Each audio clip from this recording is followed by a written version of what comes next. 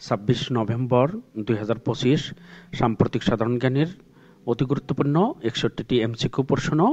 এই প্রশ্নগুলো সকল চাকরি এবং বিভিন্ন বিশ্ববিদ্যালয়ে ভর্তি পরীক্ষার জন্য গুরুত্বপূর্ণ। এমসিকিউ পরীক্ষা দিয়ে আপনি আপনার প্রস্তুতির ধারণা নিতে পারবেন। ২৩ নভেম্বর ২০২৫ তারিখে বাংলাদেশ ক্রিকেট দল কোন দলের সাথে টেস্ট সিরিজ জিতেছে? আয়ারল্যান্ড। ২৩ নভেম্বর ২০২৫ তারিখে বাংলাদেশ ক্রিকেট দল আয়ারল্যান্ডের সাথে টেস্ট সিরিজ জিতেছে। বাংলাদেশ জাতীয় ক্রিকেট দল ২৬ নভেম্বর ২০২৫ তারিখ পর্যন্ত কতটি টেস্ট ম্যাচ জিতেছে? ২৫টি। বাংলাদেশ জাতীয় ক্রিকেট দল ২৬ নভেম্বর ২০২৫ তারিখ পর্যন্ত ২৫টি টেস্ট ম্যাচ জিতেছে। ইন্টারপোলের ৯৩তম সাধারণ অধিবেশন কোথায় অনুষ্ঠিত হচ্ছে? মরক্কো। ইন্টারপোলের ৯৩তম সাধারণ অধিবেশন মরক্কোতে অনুষ্ঠিত হচ্ছে। ইন্টারপোলের সদস্যভুক্ত বিশ্বের ১৯৬টি দেশের উচ্চ পর্যায়ের প্রতিনিধিদের অংশগ্রহণে ৪ দিনব্যাপী এ অধিবেশনে ২৪ থেকে ২৭ নভেম্বর ২০২৫ তারিখ পর্যন্ত মরক্কোর মারাকেশে অনুষ্ঠিত হবে। বাংলাদেশের কোন সংস্থাটি দ্য আর্থশট প্রাইজ ২০২৫ পেয়েছে? ফ্রেন্ডশিপ। বাংলাদেশের ফ্রেন্ডশিপ সংস্থাটি দ্য আর্থশট প্রাইজ ২০২৫ পেয়েছে। দেশের কর্পোরেট জগতের বাংলাদেশ সি-স্যুট অ্যাওয়ার্ডস ২০২৫ পেয়েছেন কতজন ব্যক্তি? ২৪ জন। বাংলাদেশ কর্পোরেট জগতের বাংলাদেশ সি-স্যুট অ্যাওয়ার্ডস ২০২৫ পেয়েছেন ২৪ জন ব্যক্তি। সম্প্রতি ভুটান ও বাংলাদেশের মধ্যে কতটি সমঝোতা স্মারক স্বাক্ষরিত হয়েছে? ২টি। সম্প্রতি ভুটান ও বাংলাদেশের মধ্যে ২টি সমঝোতা স্মারক স্বাক্ষরিত হয়েছে। এশীয় মহাদেশের প্রথম দেশ হিসেবে আন্তর্জাতিক শ্রম সংস্থার অর্থাৎ আইএলও এর ১০টি মৌলিক দলিল অনুমোদন করেছে কোন দেশ? বাংলাদেশ। এশীয় মহাদেশের প্রথম দেশ হিসেবে আন্তর্জাতিক শ্রম সংস্থার ১০টি মৌলিক দলিল অনুমোদন করেছে বাংলাদেশ। আন্তর্জাতিক নারী নির্যাতন প্রতিরোধ দিবস পালিত হয় কবে? ২৫ নভেম্বর। আন্তর্জাতিক নারী নির্যাতন প্রতিরোধ দিবস ২৫ নভেম্বর তারিখে পালিত হয়। এসডিজি এর কত নং লক্ষ্যমাত্রায় নারীর প্রতি সহিংসতা বন্ধের কথা উল্লেখ আছে? ৫ নং। এসডিজি এর ৫ নং লক্ষ্যমাত্রায় নারীর প্রতি সহিংসতা বন্ধের কথা উল্লেখ আছে। লালদিয়াই কন্টেইনার টার্মিনাল ডেনমার্কের এপিএম টার্মিনালসকে কত বছরের জন্য হস্তান্তর করা হয়েছে? ৩০ বছরের জন্য লালদিয়ার কন্টেইনার টার্মিনাল ডেনমার্কের এপিএম টার্মিনালসকে ৩০ বছরের জন্য হস্তান্তর করা হয়েছে। দক্ষিণ এশিয়ার সবচেয়ে বড় ভূরাজনৈতিক আন্তর্জাতিক সম্মেলন ২০২৫ কোথায় অনুষ্ঠিত হয়? ঢাকা। বাংলাদেশ। দক্ষিণ এশিয়ার সবচেয়ে বড় ভূরাজনৈতিক আন্তর্জাতিক সম্মেলন ২০২৫ ঢাকা, বাংলাদেশে অনুষ্ঠিত হয়। বিশ্বের প্রথম পারমাণবিক বিস্ফোরণ সহনশীল ভাসমান কৃত্রিম দ্বীপ তৈরি করেছে কোন দেশ? চীন। বিশ্বের প্রথম পারমাণবিক বিস্ফোরণ সহনশীল ভাসমান কৃত্রিম দ্বীপ তৈরি করেছে চীন। সম্প্রতি ডোনাল্ড ট্রাম্প ইউক্রেন ও রাশিয়া শান্তি প্রস্তাবে কত দফা পরিকল্পনা উল্লেখ করেছেন? ২৮ দফা। সম্প্রতি ডোনাল্ড ট্রাম্প ইউক্রেন ও রাশিয়া শান্তি প্রস্তাবে ২৮ দফা পরিকল্পনা উল্লেখ করেছেন। রাশিয়া ইউক্রেন যুদ্ধ বন্ধে কোথায় শান্তি আলোচনা অনুষ্ঠিত হচ্ছে? Geneva, Switzerland. রাশিয়া ইউক্রেন যুদ্ধ বন্ধে জেনেভা, সুইজারল্যান্ডে শান্তি আলোচনা অনুষ্ঠিত হচ্ছে। ২৪তম ঢাকা আন্তর্জাতিক চলচ্চিত্র উৎসব অনুষ্ঠিত হবে কবে? ১০ জানুয়ারি ২০২৬। ২৪তম ঢাকা আন্তর্জাতিক চলচ্চিত্র উৎসব ১০ জানুয়ারি ২০২৬ সালে অনুষ্ঠিত হবে। বাংলাদেশে প্রথম জাতীয় কৃত্রিম বুদ্ধিমত্তা প্রস্তুতি মূল্যায়ন প্রতিবেদন আনুষ্ঠানিকভাবে প্রকাশ করা হয় কবে? 21 নভেম্বর 2025। বাংলাদেশের প্রথম জাতীয় কৃত্রিম বুদ্ধিমত্তা প্রস্তুতি মূল্যায়ন প্রতিবেদন আনুষ্ঠানিকভাবে প্রকাশ করা হয় 21 নভেম্বর 2025 তারিখে। সিও অব দ্য ইয়ার 2025 পুরস্কার পেয়েছেন কে? Masrur Arefin. CEO of the year 2025 পুরস্কার পেয়েছেন মাসরুর আরেফিন। রাজুক এর সমীক্ষা মতে মধুপুর ফল্ট বা ফাটল রেখায় 6.9 মাত্রার ভূমিকম্প হলে ঢাকা শহরের কত শতাংশ ভবন ধসে পড়বে? 40%। রাজুক এর সমীক্ষা মতে মধুপুর ফল্ট বা ফাটল রেখায় 6.9 মাত্রার ভূমিকম্প হলে ঢাকা শহরের 40% ভবন ধসে পড়বে। জাতিসংঘের উন্নয়ন কর্মসূচির প্রতিবেদন অনুসারে জলবায়ু পরিবর্তনের কারণে বিশ্বের কত শতাংশ মানুষ চরম দারিদ্র্যের মধ্যে রয়েছে? 18%। জাতিসংঘের উন্নয়ন কর্মসূচির প্রতিবেদন অনুসারে জলবায়ু পরিবর্তনের কারণে বিশ্বের 18% মানুষ চরম দারিদ্র্যের মধ্যে রয়েছে। দেশের মোট শ্রমশক্তির কত শতাংশ কৃষির সাথে সম্পৃক্ত? প্রায় 45%। দেশের মোট শ্রমশক্তির প্রায় 45% কৃষির সাথে সম্পৃক্ত।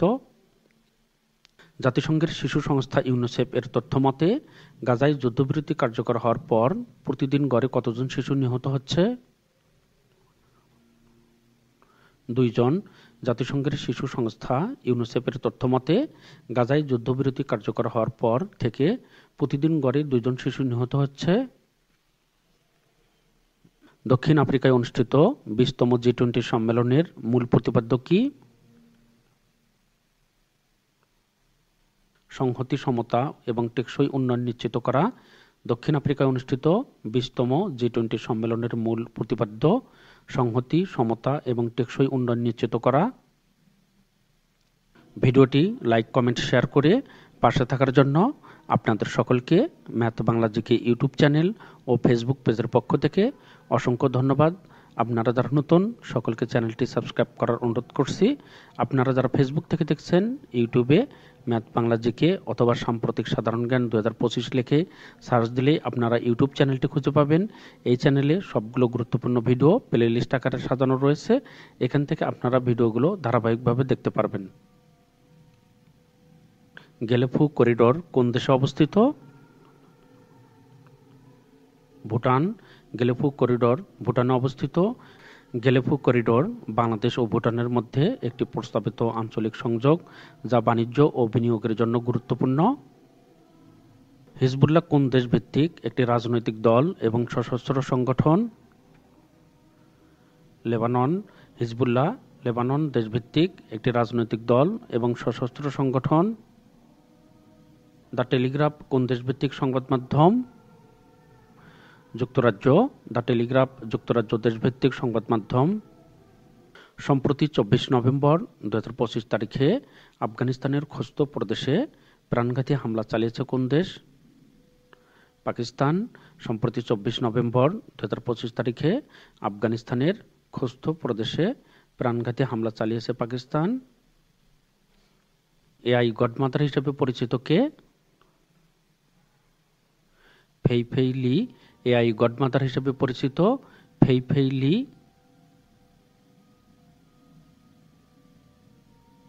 earthquaketracker.com কি?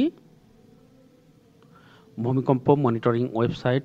earthquaketracker.com ভূমিকম্প মনিটরিং ওয়েবসাইট। সম্প্রতি 23 নভেম্বর 2025 তারিখে ইন্দোনেশিয়ায় কত মাত্রার ভূমিকম্প আঘাত হানে? 5.2। 23 নভেম্বর 2025 তারিখে ইন্দোনেশিয়ায় 5.2 মাত্রার ভূমিকম্প আঘাত হানে। 21 নভেম্বর 2025 তারিখে বাংলাদেশে 5.7 মাত্রার ভূমিকম্প আঘাত হেনেছে। COP31 জলবায়ু সম্মেলন অনুষ্ঠিত হবে কোথায়? তুরস্কে। 2026 সালে COP31 জলবায়ু সম্মেলন তুরস্কে অনুষ্ঠিত হবে। 2025 সালে COP30 জলবায়ু সম্মেলন বেলেম, ব্রাজিলে অনুষ্ঠিত হয়। 2024-25 অর্থ বছরে জিডিপিতে শিল্প খাতের অবদান কত শতাংশ? 34.81%। 2024-25 অর্থ বছরে জিডিপিতে শিল্প খাতের অবদান 34.81%। 2030 সালের মধ্যে দক্ষিণ এশিয়ার কত কোটি মানুষ চরম তাপ প্রভাবের শিকার হবে? 180 কোটি মানুষ। 2030 সালের মধ্যে দক্ষিণ এশিয়ায় 180 কোটি মানুষ চরম তাপ প্রভাবের শিকার হবে। AQI 300 এর বেশি হলে বাতাসকে কোন ক্যাটাগরিতে ফেলা হয়? দুর্যোগপূর্ণ বা বিপজ্জনক। AQI 300 এর বেশি হলে বাতাসকে দুর্যোগপূর্ণ বা বিপজ্জনক ক্যাটাগরিতে ফেলা হয়। 2024 সালে যুক্তরাষ্ট্রে বাংলাদেশের রপ্তানি আর্থিক বাজারের মূল্য কত ছিল? $8.37 বিলিয়ন। 2024 সালে যুক্তরাষ্ট্রে বাংলাদেশের রপ্তানির আর্থিক বাজার মূল্য ছিল $8.37 বিলিয়ন। সম্প্রতি সিঙ্গাপুর থেকে কি পরিমাণ নন বাসমতি সিদ্ধ চাল কিনবে বাংলাদেশ? 50,000 টন। সম্প্রতি সিঙ্গাপুর থেকে 50,000 টন নন বাসমতি সিদ্ধ চাল কিনবে বাংলাদেশ। বাংলাদেশ কোন দেশ থেকে সবচেয়ে বেশি চাল আমদানি করে থাকে? ভারত, পাকিস্তান, মিয়ানমার ও থাইল্যান্ড। বাংলাদেশ ভারত, পাকিস্তান, মিয়ানমার ও থাইল্যান্ড থেকে সবচেয়ে বেশি চাল আমদানি করে থাকে। লালদিয়া চর টার্মিনাল চুক্তি কবে স্বাক্ষরিত হয়? 17 নভেম্বর 2025। লালদিয়া চর টার্মিনাল চুক্তি 17 নভেম্বর 2025 তারিখে স্বাক্ষরিত হয়। E3 জোটভুক্ত দেশ কি কি? ফ্রান্স, যুক্তরাজ্য, জার্মানি। E3 জোটভুক্ত দেশ ফ্রান্স, যুক্তরাজ্য, জার্মানি। জাতীয় বাজেট 2025-26 অর্থ বছরে সাধারণ ব্যক্তির করমুক্ত আয় সীমা কত? 3,50,000 টাকা। জাতীয় বাজেট 2025-26 অর্থ বছরে সাধারণ ব্যক্তির করমুক্ত আয় সীমা 3,50,000 টাকা। হুতি সংগঠনের সংবাদ সংস্থার নাম কি? সাবা। হুতি সংগঠনের সংবাদ সংস্থার নাম সাবা। জাতিসংঘের ইউনেস্কো কর্তৃক ঘোষিত বিশ্ব ঐতিহ্যের অংশ হিরকানিয়া নিয়ান অরণ্য কোথায় অবস্থিত? ইরান। জাতিসংঘের ইউনেস্কো কর্তৃক ঘোষিত বিশ্ব ঐতিহ্যের অংশ হিরকানিয়া নিয়ান অরণ্য ইরানে অবস্থিত। হাইল হাওর কোন জেলার মধ্যে প্রবাহিত? মৌলভীবাজার। হাইল হাওর মৌলভীবাজার জেলায় অবস্থিত। বিশ্বের শীর্ষ গম রপ্তানিকারক দেশ কোনটি? রাশিয়া। বিশ্বের শীর্ষ গম রপ্তানিকারক দেশ রাশিয়া। 2025-26 অর্থ বছরের সংশোধিত বাজেটে এনবিআর এর নতুন রাজস্ব লক্ষ্য কত? 5,54,000 কোটি টাকা।